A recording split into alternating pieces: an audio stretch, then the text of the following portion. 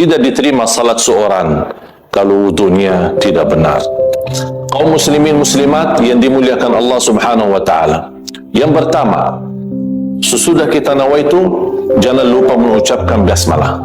Karena Rasulullah sallallahu alaihi wasallam menjelaskan tidak sah wudu seorang kalau tidak dimulai dengan basmalah. Dan basmalah mesti dilafazkan.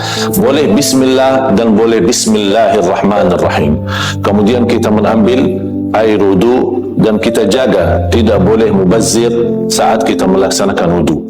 Kita mencucikan tangan kita dari ujung-ujungnya, jari-jarinya antara jari, tolong dijaga, ini perlu sangat diperhatikan.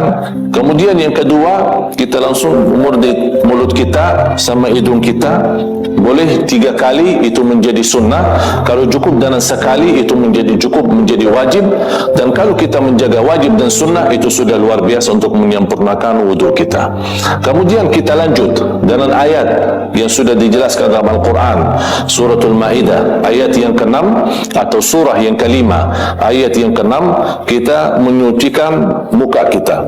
Tapi untuk mencuci muka, tolong diperhatikan dari ujung kepala, dari atas sampai ke bawah. Bukan hanya muka bagian depan saja, tapi bisa menyentuh juga telinga kanan kiri. Itu sudah namanya muka dengan sempurna. Dari atasnya sampai ke bawah. Itu cukup 3 kali. Kemudian habis itu kita mengambil air dari ujung jari sampai ke sikunya. Siku itu jadi disempurnakan, dan tolong diperhatikan harus disisihkan tangan yang kanan sempurna 3 kali baru pindah ke kiri. Tidak boleh sekali kanan sekali kiri, sekali kanan sekali kiri, itu tidak dibolehkan.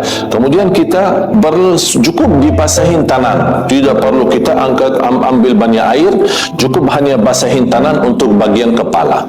Bagaimana kita usap kepala kita? Mulai dari bagian depan sampai ke pertama posisi leher kita. Tidak perlu kita baling ke belakang sampai kita sempurnakan leher, tidak perlu. Cuma bagian atasnya aja sudah cukup.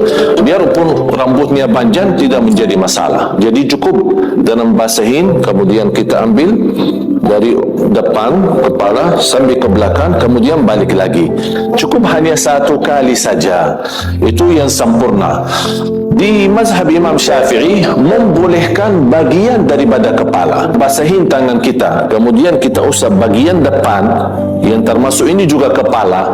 Karena Allah SWT menjelaskan famsahu biru'usikum. Di sini tafsiran biru'usikum